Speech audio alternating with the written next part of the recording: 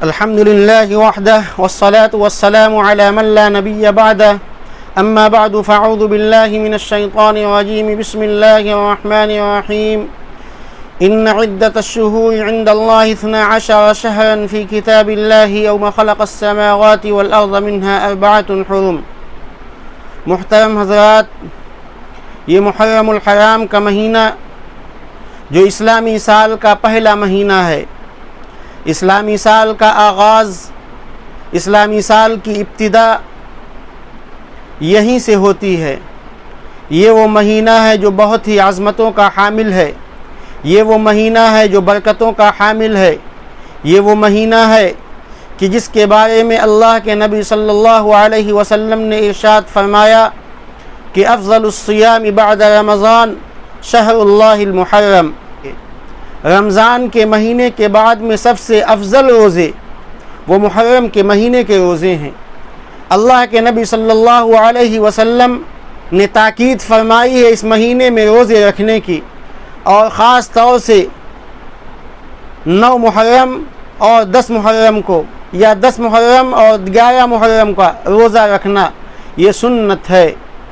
اللہ کے نبی صلی اللہ علیہ وسلم نے جب یہودیوں کو دیکھا کہ وہ اس دن روزہ رکھتے ہیں تو آپ صلی اللہ علیہ وسلم نے ان یہودیوں سے پوچھا کہ اس دن تم روزہ کیوں رکھتے ہو، یعنی عاشورہ کے دن؟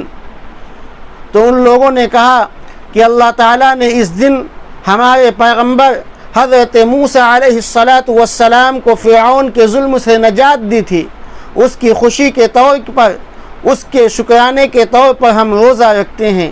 تو آپ صلی اللہ علیہ وسلم نے ارشاد فرمایا کہ نحن احق بموسیٰ منکم، کہ اے لوگوں تم سے زیادہ موسیٰ کے حقدار تو ہم ہیں۔ تو اس وقت آپ نے صحابہ کرام کو حکم دیا اور یہ بات بتلا دی کہ 9-10 محرم کا روزہ رکھا جائے یا 10 اور 11 محرم کا روزہ رکھا جائے۔ تو یہ مہینہ عظمتوں کا مہینہ ہے، یہ مہینہ برکتوں کا مہینہ ہے۔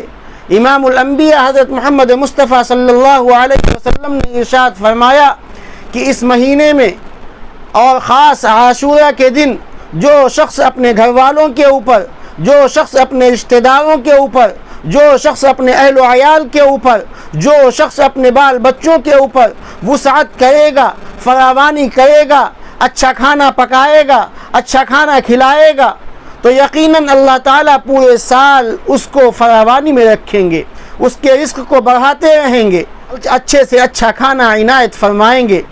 تو محرم الحرام کا مہینہ یہ عظمتوں کا مہینہ ہے، یہ برکتوں کا مہینہ ہے، اور یہ برکت اور یہ عظمت صرف حضرت حسین کی شہادت کی وجہ سے نہیں ہوئی، بلکہ اللہ تعالیٰ نے ارشاد فرمایا کہ یوم خلق السماوات والارض منها 4 حرم، کہ جس دن ہم نے زمین اور آسمان کو پیدا کیا تھا اس دن ہم نے اس مہینے کو عظمت والا مہینہ بنا دیا، برکت والا مہینہ بنا دیا۔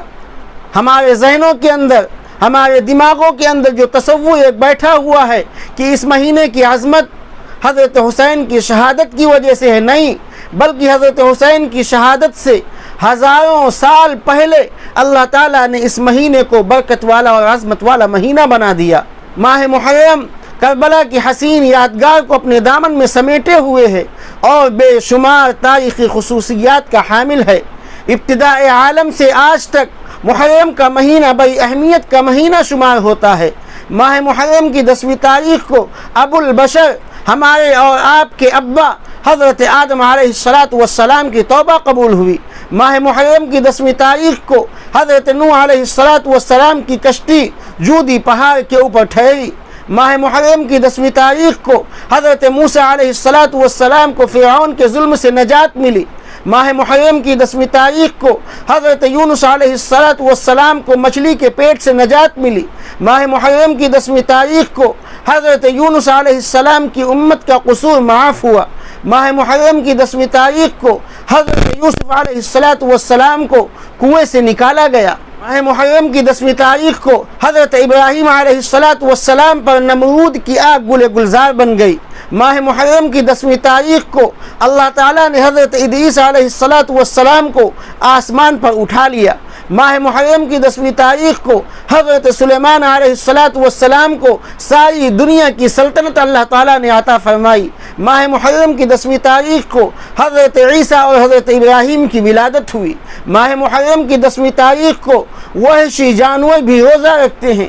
ماہ محرم کی 10ویں تاریخ کو روزہ رکھنے سے 1 سال کے گناہ معاف ہو جاتے ہیں۔ ماہ محرم کی 10ویں تاریخ کو روزہ رکھنا رمضان کے بعد میں سب سے افضل روزہ ہے۔